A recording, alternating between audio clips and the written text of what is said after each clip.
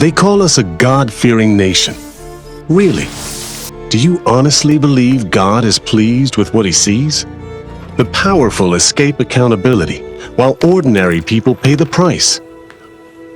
Wars are funded from a safe distance, while innocent men, women, and children are buried beneath the consequences.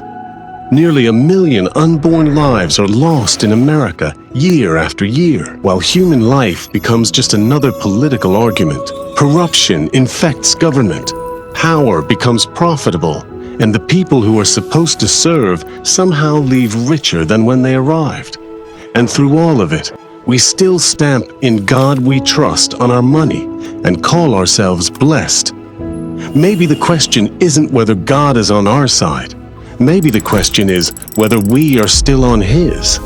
Because when a nation loses its fear of God, excuses evil, protects the powerful, and stops trembling at the value of innocent life, I don't think heaven is applauding, and I don't think God is smiling.